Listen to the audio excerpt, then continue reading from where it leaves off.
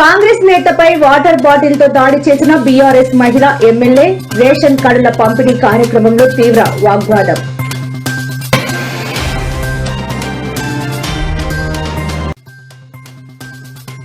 మంగళగిరిలో జాతీయ చేనేత దినోత్సవ వేడుకల్లో మంత్రి లోకేష్. స్వర్ణకారులకు సైతం ప్రాధాన్యం ఇస్తామని స్పష్టం.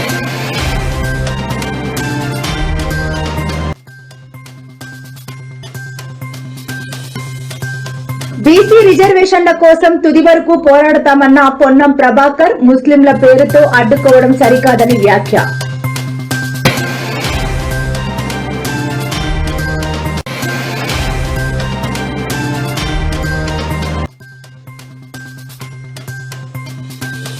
తెలుగు రాష్ట్రాల్లో 3 రోజుల పాటు మోస్తరు నుంచి భారీ వర్షాలు వెల్లడించిన ఐఎండీ అధికారులు.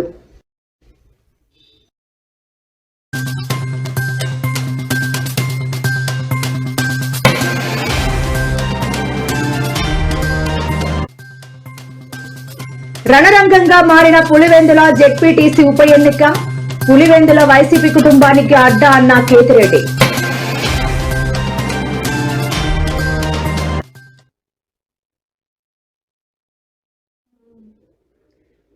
కుమరం భీం ఆసిఫాబాద్ జిల్లాలో ఓ ప్రభుత్వ కార్యక్రమం రసాభాసగా మారింది. రేషన్ కార్డుల పంపిణీ కోసం ఏర్పాటు చేసిన సభలో అధికార విపక్ష పార్టీల నేతల మధ్య మాటల యుద్దం తీవ్ర స్థాయికి చేరింది. ఏకంగా అదనపు కలెక్టర్ చూస్తుండగానే ఆసిఫాబాద్ బీఆర్ఎస్ ఎమ్మెల్యే కోవా లక్ష్మి కాంగ్రెస్ నియోజకవర్గం ఇన్ఛార్జి శ్యామ్ నాయక్ పై వాటర్ బాటిళ్లు విసిరే వరకు పరిస్థితి వెళ్లింది. ఈ ఘటనతో సభా ప్రాంగణంలో తీవ్ర ఉద్రిక్తత నెలకొంది.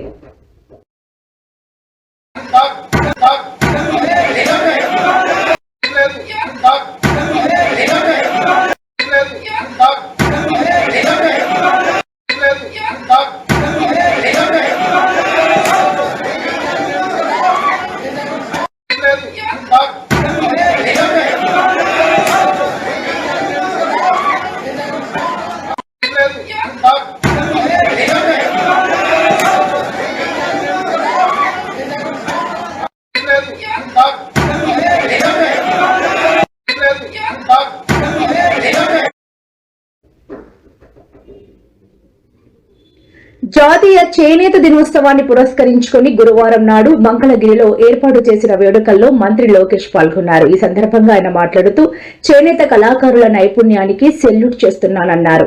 తాను ఎవరికైనా కలిసినప్పుడు బహుమతిగా ఇవ్వాల్సి వస్తే మంగళగిరి చేనేత వస్త్రాలని అందిస్తానని, తద్వారా వాటి ఖ్యాతిని మరింత పెంచుతానని హామీ ఇచ్చారు.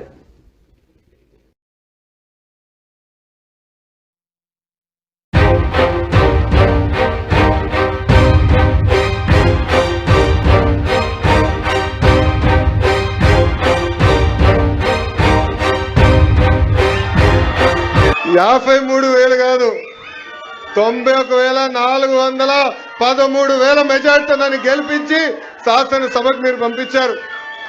సార్, యువగలం పాదయాత్రలో ప్రొద్దటూరు కానివ్వండి, ధర్మవరం, మంగళగిరి, ఉప్పాడలో నేను చేనేత సోదరుల్ని నేరుగా కలుసుకున్నా. వాళ్ళ పడుతున్న ఇబ్బందులు నేరుగా నేను తెలుసుకుంటాం జరిగింది.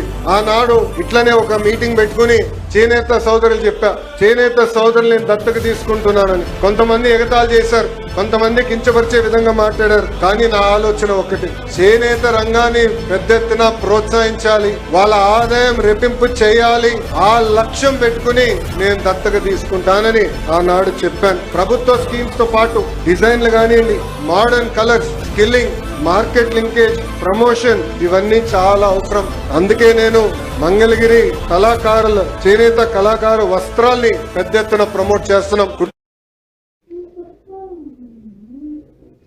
బీసీ రిజర్వేషన్ల కోసం ఢిల్లీలోని జంతర్ మంతర్ వద్ద కాంగ్రెస్ పార్టీ ధర్నా చేస్తున్న సంగతి తెలిసిందే.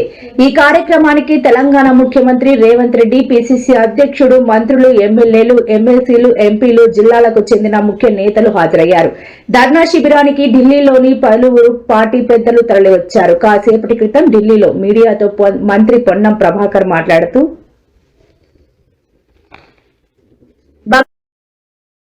దానికి కాలడ్డం పెట్టే ప్రయత్నం చేస్తా ఉన్నారు. ఈరోజు సికింద్రాబాద్ పార్లమెంటుకు సంబంధించిన ప్రజలు మిమ్మల్ని గమనిస్తలేరా? ఎందుకు ఈ విధంగా బలహీన వర్గాలకు సంబంధించిన నోటికాడి కూడును ఎత్తగొట్టే ప్రయత్నం చేస్తా ఉన్నారు? మీరు అన్న ఈరోజు మార్నింగ్ ప్రెస్ కాన్ఫరెన్స్ లో ఇది మాకు సంబంధం లేదు, రాష్ట్ర ప్రభుత్వం అనడం జరిగింది. కేంద్ర మంత్రిగా నేను మీకు ఒక లెక్క రాస్తా ఉన్నా, లిఖితపూర్వకంగా రాష్ట్ర మంత్రిగా, బలహీన వర్గాల బిడ్డగా, బలహీన వర్గాల శాఖ పక్షాన మీరు మాట్లాడినటువంటి మాటకు లిఖితపూర్వకంగా ఇది మా పరిధి కాదు, రాష్ట్రంలో మీరే చేసుకోండి, మీరే ప్రెస్ కాన్ఫరెన్స్ చెప్పిన మాట ఉందో అదొక లిఖితపూర్వకంగా ఇవ్వండి. మీ దగ్గరికి జోలే పట్టుకొని వచ్చే ప్రశ్నే లేదు. మా ప్రభుత్వంకు చిత్తశుద్ధి ఉన్నది, మా ప్రభుత్వంకు బాధ్యత ఉన్నది. మేము కామారెడ్డి డిక్లరేషన్ మొదలుకుంటే నిన్నటి జంతర్ మంతర్ దాకా ఏ కార్యక్రమమైనా చట్టబద్ధంగా, న్యాయబద్ధంగా శాసనసభలను గౌరవిస్తూ, అధికార వ్యవస్థ, ఐఏఎస్ వ్యవస్థను గౌరవిస్తూ ఇలా మేము ఈ కార్యక్రమం తీసుకున్నాం. మా అతిథి రాహుల్ గాంధీ గారు, మా అతిథి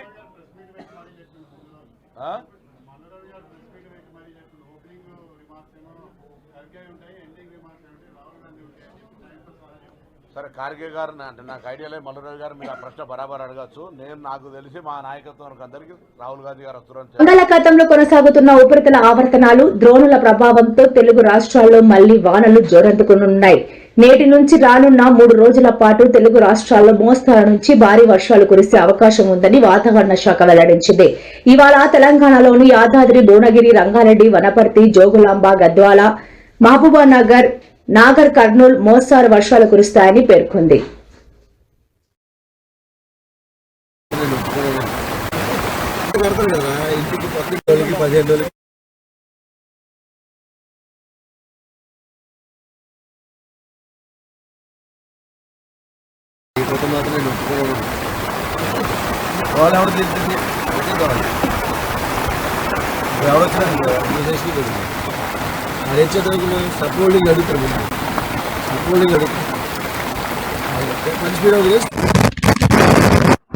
వెస్ట్ గోదావరి, ఏలూరు, కృష్ణా, గుంటూరు, బాపట్ల, ప్రకాశం, నెల్లూరు ఈ జిల్లాల్లో భారీ వర్షపాతం నమోదయ్యే అవకాశం ఉంది. అదేవిధంగా గాలులు 35 నుండి 45 కిలోమీటర్ల వేగంతో, గస్టింగ్ టు 55 కిలోమీటర్ల వేగంతో కోస్తా వెంబడి వీచే అవకాశం ఉంది. ఫిషర్మెన్కి వార్నింగ్స్ ఏం లేవు, కానీ జాగ్రత్తగా ఉండమని వాళ్ళని హెచ్చరిస్తున్నాము. పులివెందుల జెడ్పీటీసీ ఉప ఎన్నిక రణరంగాన్ని తలపిస్తోంది. ఇప్పటికే బరిలో ఉన్న అభ్యర్థులు ఎవరో తేలిపోయింది. ఒకే ఒక్క జెడ్పీటీసీ స్థానానికి ఏకంగా 11 మంది పోటీ చేస్తున్నారు. ఈ క్రమంలోనే కేతిరెడ్డి ఇవాళ పులివెందులలో మీడియాతో మాట్లాడుతూ జెడ్పీటీసీ ఎన్నికను తాము అత్యంత ప్రతిష్టాత్మకంగా తీసుకున్నామని తెలిపారు. వైఎస్ కుటుంబానికి పులివెందుల అడ్డా అని అభివర్ణించారు. గెలవలేమనుకున్నప్పుడే దాడులు అనే దాని మీద ఒక ఆప్షన్ కిందకి తీసుకోవడం జరుగుతుంది. ఈరోజు ప్రజాస్వామ్యబద్ధంగా తెలుగుదేశం పార్టీ వాళ్ళు ఇక్కడ చేయలేకపోవడం వల్లతోనే ఈ విధమైన గొడవలు జరుగుతున్నాయని చెప్పేసి నేను భావిస్తున్నాను. కావాలని ఏరి కోరి వాళ్ళ రాజకీయ పబ్బం ఎక్కడైతే గడుస్తుందనుకుంటున్నారో, లేదా 1-2 చోట్ల ఎన్నికలు జరిపి తద్వారా ప్రజల్లో సన్నగిల్లుతున్న లేదా ప్రజల్లో మసగబారుతున్నటువంటి తమ ప్రభుత్వం యొక్క పలుకుబడిని పిల్లి మొగ్గలేసి నిలబెట్టుకోవాలనేటువంటి తంతులో భాగంగా రాష్ట్రంలో పదుల సంఖ్యలో ఖాళీలున్నప్పటికీ కూడా పులివెందుల జెడ్పీటీసీని మాత్రం ఎన్నుకుని దాన్ని బై ఎలక్షన్కి తీసుకొచ్చి నామినేషన్ల కట్టడి దగ్గర నుంచి ఇవాళ వైఎస్ఆర్ కాంగ్రెస్ పార్టీకి చెందినటువంటి పులివెందుల జెడ్పీటీసీ మరణిస్తే ఆ మరణించిన ఆయన కుటుంబ సభ్యుల్ని మేము పోటీకి పెడితే ఇవాళ తెలుగుదేశం పార్టీ నామినేషన్ వేయకుండా అడ్డుకోవటం, నామినేషన్ అడ్డుకున్న దాన్ని కూడా అధిగమించి వైఎస్ఆర్ కాంగ్రెస్ పార్టీ నామినేషన్ దాఖలు చేయటం, దాఖలు చేసినటువంటి మరుసటి రోజు నుంచి కూడా చుట్టుపక్కల జిల్లాల నుంచి లేదా చుట్టుపక్కల నియోజకవర్గాల్లో ఉన్నటువంటి రౌడీల్ని, ముఠా నాయకుల్ని ఓగరేసుకు తీసుకొచ్చి వాళ్ళ కడపలో కేవలం పులివెందుల జెడ్పీటీసీ 10,000 మంది ఓటేసేటువంటి 5 మేజర్ పంచాయతీలు ఉన్నటువంటి పులివెందుల రూరల్ మండలంలో 10,000 మంది ఓటు చేసేటువంటి మరొక సుమారుగా 11 మాసాలు 13 మాసాలు ఉన్నటువంటి పదవీ కాలం ఉన్నటువంటి జెడ్పీటీసీ ఎన్నికని ఏర్పాటు చేసి ఏ రకంగా తంతు కొనసాగిస్తానో చూస్తున్నాం. ఇవాళ మనం సినిమాల్లో చూసుంటాం, చంద్రబాబు నాయుడు చేసేటువంటి ఈ అకృత్యాలన్నీ కూడా ఎన్నికల్లో చంద్రబాబు నాయుడు ఆచరిస్తున్నటువంటి ఈ అకృత్యాలన్నీ సినిమాల్లో మాత్రమే మనం చూసుంటాం. ఇవాళ ఈ సమాజానికి మరీ ప్రత్యేకించి వైఎస్ఆర్ కాంగ్రెస్ పార్టీకి నారా చంద్రబాబు నాయుడు గారు నేర్పిస్తున్నాడు. ఇవాళ జరిగిన తంతు చూస్తే రమేష్ యాదవ్ అనేటువంటి ఒక వెనుకబడిన కులాలకు సంబంధించినటువంటి ఒక ఎమ్మెల్సీ, కడప జిల్లాకు సంబంధించినటువంటి వ్యక్తి, అలాగే గ్రామంలో లేకుండా బూత్ ఏజెంట్లుగా కూడా ఎవరిని లేకుండా మొత్తం గుద్దుకుని ఈ 10,000 ఓటర్స్ ఓటు వేసేటువంటి వాళ్ళని ఓట్లన్నీ కూడా వాళ్లే గుద్దుకుని తద్వారా పులివెందుల్లో మేమేదో గెలిచామని జబ్బలు జరుగుతుంటాకి ఈ తప్పుడు ప్రయత్నం చేస్తున్నాడు. ఈ గూండా రాజ్యాన్ని అలవాటు చేస్తున్నాడు నారా చంద్రబాబు నాయుడు గారు. కానీ ఇవాళ తెలుగుదేశం వాళ్ళు ఎవడెవడైతే తెలుగుదేశం వాళ్ళు ఇవాళ ఈ కారులు ఎక్కి అధికార మదంతో మీరు కత్తులతో హింసతో ఈ రకంగా దాడులు చేసే పరిస్థితి పులివెందుల్లో ఉంటే ఇల్లలకగానే పండగ కాదు, రేపు జగన్ వచ్చిన తర్వాత మీ కర్మ ఏంటో కూడా ఆలోచించుకోమని వాళ్ళే.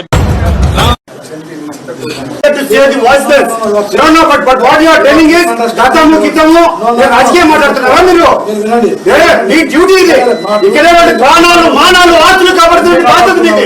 దాన్ని పక్కన పెట్టి రాజకీయ స్పీచ్ ఇస్తారా మీరు? మీరు ఇప్పుడు అడిగితే ఏంటండి?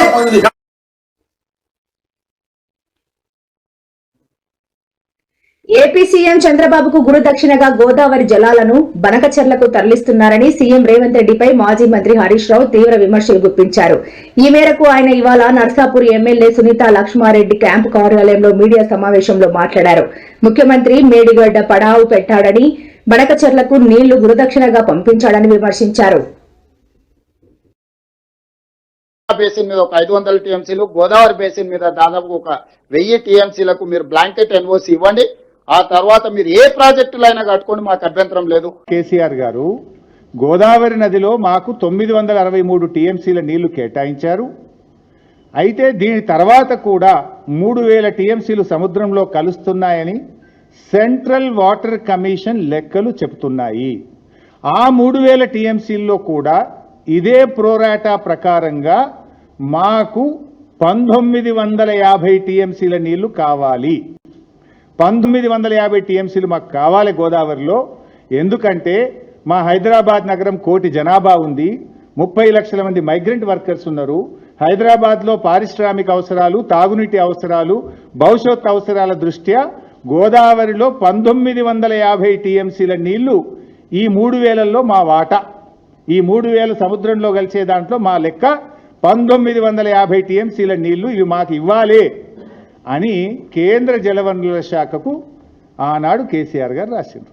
అంటే ఇప్పుడు మనకు వస్తున్న 968 కాక మరో 1950 మా లెక్క అని కేసీఆర్ చెప్పిండు.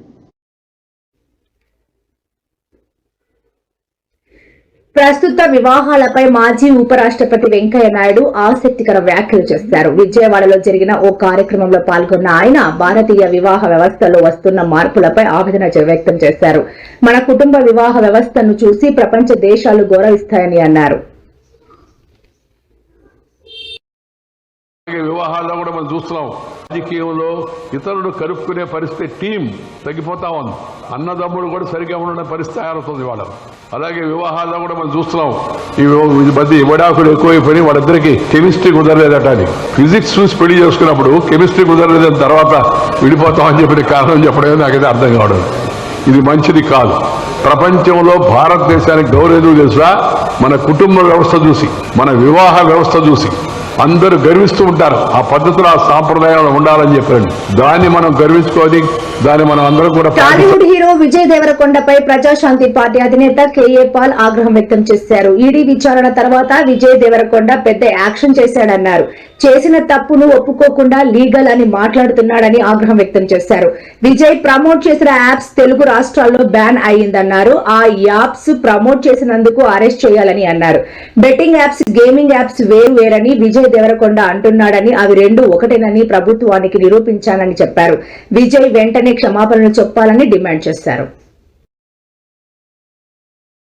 To the Honorable Prime Minister of India Narendra Modi ji and Honorable Home Minister Amit Shah ji, what happened yesterday August 2nd 2025 in Delhi, right in front of the Park Hotel where I'm staying, when I was going to just have lunch, shocking.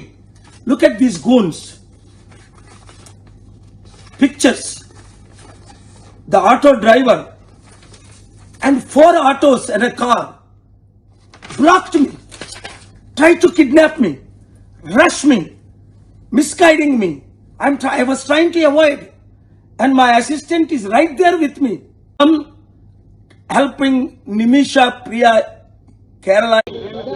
ఇప్పుడు మీ ఛానళ్లలో headlines స్క్రోలింగ్లో illegal betting యాప్స్లో నాకు పిలిచారని scrolling నడుస్తుంటుంది, headlines నడుస్తుంటుంది నాకు తెలుసు. కానీ first దాన్ని gaming apps clarification గురించి విజయ్ దేవరకొండని పిలిచారు అని ఫస్ట్ ఆ హెడ్లైన్ మీరు నా గురించి మార్చాలి. ఎందుకంటే బెట్టింగ్ యాప్స్ ఇన్వెస్టిగేషన్ తప్పకుండా నడుస్తుంది. కానీ మనని పిలిచింది వాళ్ళకు కూడా తెలియదు మన పేరు ఎందుకు వచ్చిందో. బట్ మన పేరు వచ్చినందుకు వాళ్ళు వెరిఫికేషన్ చేసుకొని వాళ్ళు డెలిజెన్స్ తీసుకోవాలి. మనం చేసింది గేమింగ్ యాప్స్కి ఎండోర్స్మెంట్. గేమింగ్ యాప్కి బెట్టింగ్ యాప్కి అసలు సంబంధమే లేదు. గేమింగ్ యాప్స్ అనేటివి completely legal, recognised by the government, licensed as a business. వాళ్ళకి జిఎస్టీలు, టీడీఎస్లు, కంపెనీలు, it's fully registered, recognised by Supreme Court and various state governments. అది గేమింగ్ యాప్. అటువంటిది A23. ఇప్పుడు క్విక్గా డౌట్ ఉన్న వాళ్ళకి క్విక్గా మీరు గూగుల్లోకి వెళ్ళి టాప్ గేమింగ్ యాప్స్ అని కొడితే కొన్ని వస్తాయి. A23తో సహా My11 సర్కిల్, Dream11, NPL, జుపీ ఇట్లాంటివి కొన్ని వస్తాయి. ఇవన్నీ రిజిస్టర్డ్ గేమింగ్ యాప్స్. ఇవన్నీ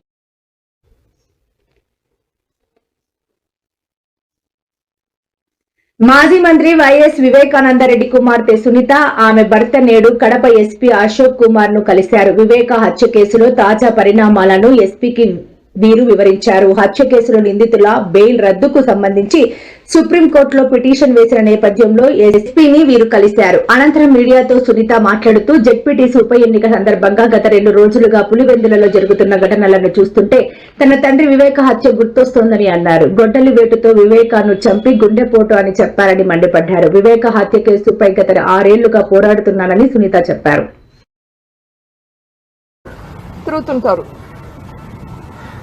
ఇది న్యాయమా? ఇంకా ఎన్ని రోజులు పోరాడాలి?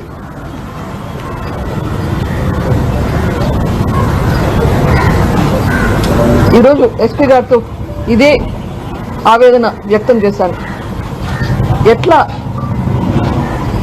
ఎట్లా మనకి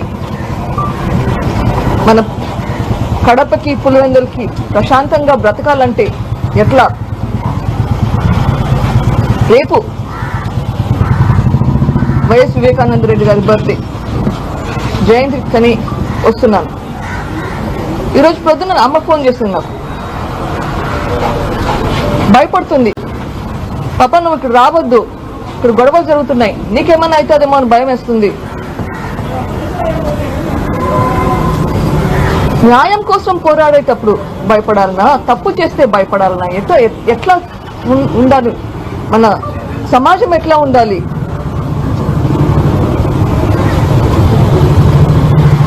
న్యాయం కోసం పోరాడేదానికి పక్కన సెక్యూరిటీ పెట్టుకొని తిరగాలనా?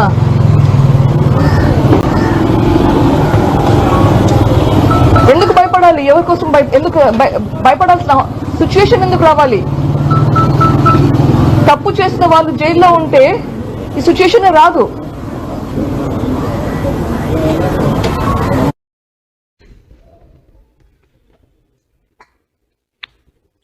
అగ్రనటుడు చిరంజీవిపై సిపిఐ జాతీయ కార్యదర్శి నారాయణ సంచలన వ్యాఖ్యలు చేశారు. రాజకీయాల్లో ఆరోపణలు సహజమేనని, అయితే మాట్లాడే ముందు చిరంజీవి విజ్ఞతతో మాట్లాడాలని అన్నారు. గతంలో తాను చిరంజీవి గురించి మాట్లాడానని, ఆ వ్యాఖ్యలను అప్పుడే వెనక్కి తీసుకున్నానని చెప్పారు. అయితే ఆ వీడియోలను ఇప్పుడు వైరల్ చేస్తూ తనను బద్నాం చేయడం సరికాదని అన్నారు.